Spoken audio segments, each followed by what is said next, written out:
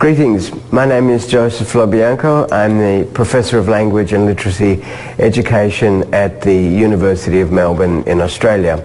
And my area of work is language policy and planning, mostly in relation to areas of conflict and disruption of social cohesion.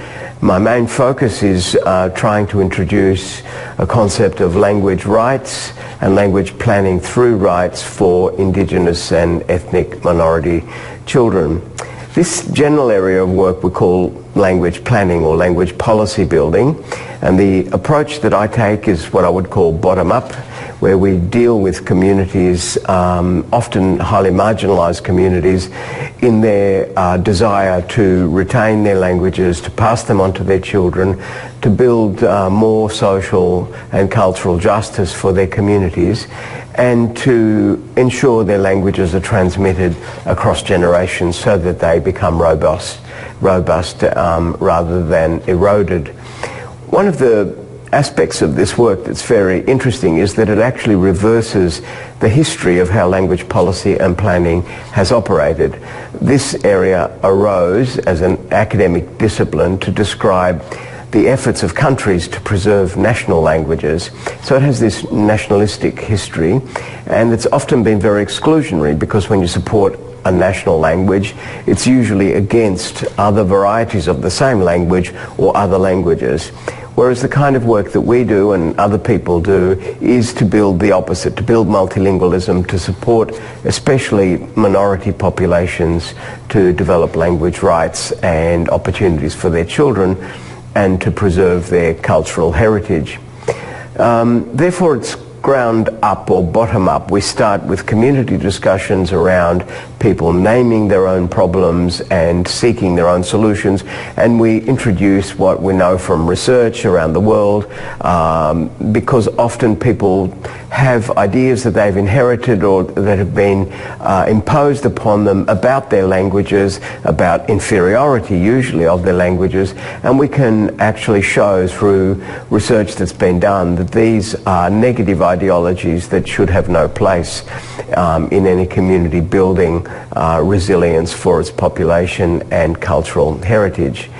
The interesting thing about this as well is that it's very deeply connected to peace and conflict, because when there is repression of minority populations, there are two forms of conflict that arise from this, which in my research in Southeast Asia, but in other parts of the world, but mostly in Southeast Asia, in the last 15 or maybe 20 years, has shown to provoke conflict in two kinds of ways.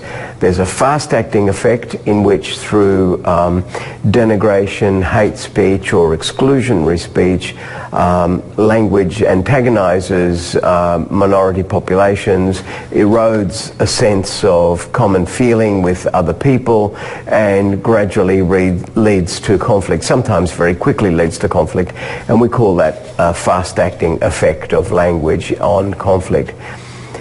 That's more easily noticeable. What people don't tend to notice is the other way in which language stokes conflict, which is what I call the the slow-acting effects.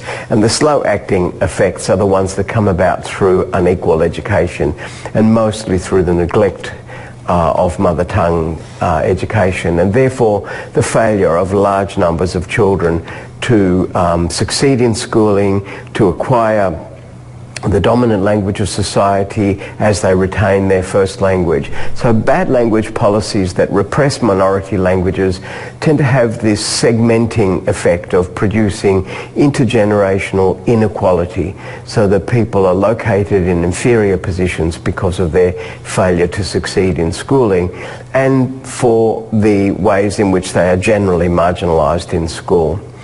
In society. So these two ways of connection between language, and particularly language policy, and conflict are really important to keep in mind. Fast-acting effects, which we might summarize as being related to hate speech and exclusion, and slow-acting effects, which come from language policies that ensure failure for minority children in education systems that they are, after all, obliged to attend. This is the framework, in very simple terms, of language policy and planning and social cohesion and peace building. So when we build language policies that are inclusive and just and multilingual, it makes a contribution to social cohesion and therefore to peace building. This is empirically documented. We know that this happens. I think areas of research that are very important for students to consider in relation to this body of work are to document different ways in which language is connected to conflict situations. Not all conflicts have a strong element of language, but many of them do. And there's no one-to-one relationship between language and conflict, because the specific histories of different situations, whether they're colonial situations or national assimilation settings or migration and mobility and refugee populations, are highly varied. And so the ways in which language is connected to social tension can be extremely diverse. So I think it's very important to conduct situation analyses that look closely at the circumstances of economy, legal rights and communication environments, and then to track the ways in which language is associated with these. And this requires both qualitative and quantitative studies that really do need to be done in a very democratic and participatory way with affected populations. Another area of research that's very important is to look at the discourse of speeches and also social media and all kinds of communication forums, including the traditional ways in which governments and public authorities communicate with their citizens, to look at patterns of inclusion, exclusion, and the effects that these have on the opportunities of people. So these kinds of studies are needed. They're needed from many different parts of the world to document differences of script, differences of multilingualism, different histories, different relationships, different economic circumstances, different social contexts of very highly varied forms. And then they need to be linked to qualitative studies that look at the experience from the point of view of affected populations. Thank you very much.